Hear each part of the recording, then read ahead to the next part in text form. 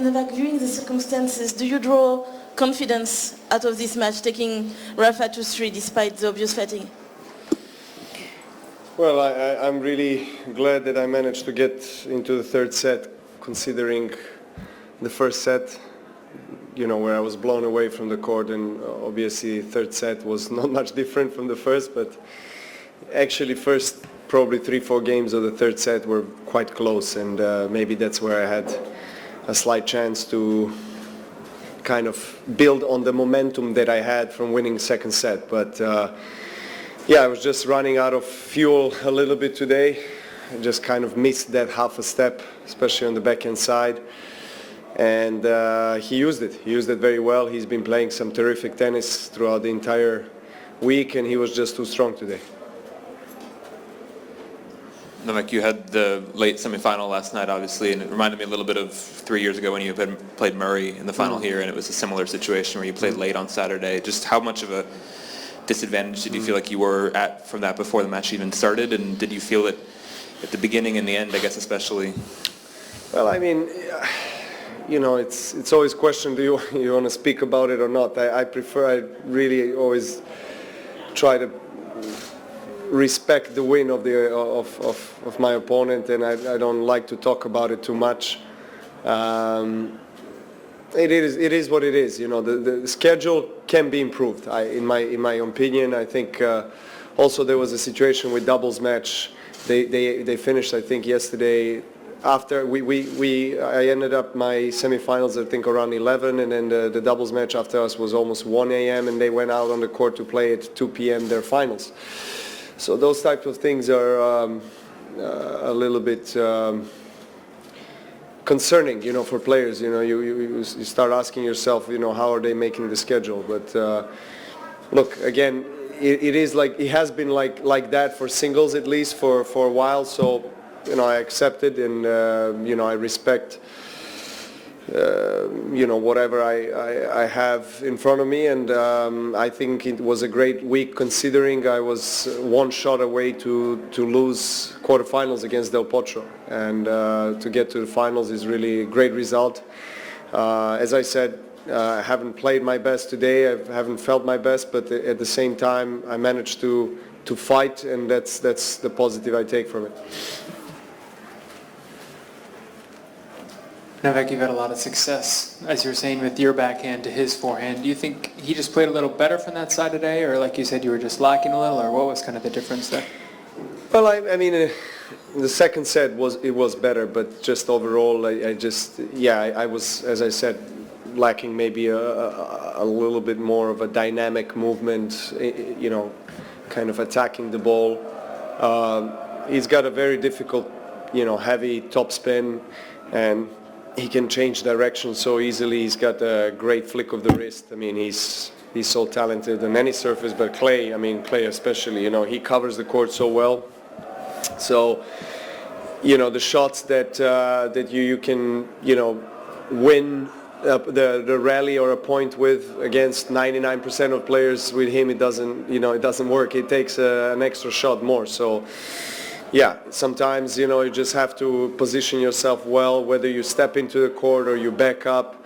My kind of backhand is maybe not as Dominic Thiem's, for example, or someone else's, who can produce a lot of spin. I kind of step in, and try to take the ball early. It works, sometimes it doesn't. But today, he just managed to get the best out of that exchange, I can say. The president of the Italian Federation said that was already decided to have 10 days in Madrid and in Rome, and then players change opinions or ask for more thought. What do you think about this? Is not the time to have a different schedule in this period of year with the clay before Paris? Well, first of all, I don't know where he got that information from, because it's not true. That's for sure. It hasn't been decided. There's been a lot of talks about it for years now. But you know, it's not that simple. I understand why this tournament or Madrid want to have additional few days. I understand. But then it affects some other weeks or other tournaments. So you know, you have to try to find a balance. I mean, it is complicated, but I think change is going to happen. That's my feeling, but you know, I don't know whether this tournament in Madrid will get the 10 days. I don't think one will get, another one will not. So it's either both or none. That's my opinion, but again, it is the schedule and the calendar is very complicated. You know, it's you gain something, but then you lose. You know, maybe you hurt another 2 or 3 smaller tournaments, and that can create a lot of trouble for ATP as a legal entity. Novak, what was going through your mind in the first set? How high was or good was Rafa's level in that first set? Well, I mean, his level was very high, without a doubt, throughout the entire tournament, and I knew that. But you know, I started a bit slower. I wasn't as fresh in my legs, and he used it, and it took me a bit of time to kind of get used to his pace of the ball, which is completely different. And I played last 2-3 matches, 3 matches out of 4 matches actually before finals. I played night session, so completely different bounce. It doesn't bounce higher than the waistline, and very muddy, slow, and during the day it's different, you know, especially with his forehand. So you know, I was trying to get used to where the ball is bouncing and where I have to kind of position myself to hit it well. So second set was obviously better, and played well.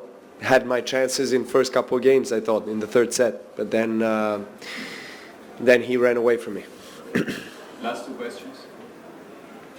Different sort of clay lead-up results-wise on tour, because we've had 3 different guys win the 3 Clay Masters events, and then Team won Barcelona, and Yep. Nadal's obviously won a lot in Paris, but you've won the last 3 Grand Slams, so I'm just curious how you see sort of the field shaping up heading into Roland Garros. Nadal #1 favorite, without a doubt, and then everyone else. But it's going to be, I think it's going to be a good tournament. As you mentioned, Dominic Thiem is playing some really, really good tennis. He can beat anybody, really, especially on clay. Fognini also playing great quality tennis. He showed against Nadal in Monte Carlo what he's capable of. I mean, on a given day, you know, best of 5 with the days, 1 day between matches, I think players will have enough time to really be at their best, and everyone is trying to peak for Roland Garros without a doubt. So I'm looking forward to it. I think it's going to be a great tournament. Last one, anybody? Thank you very much.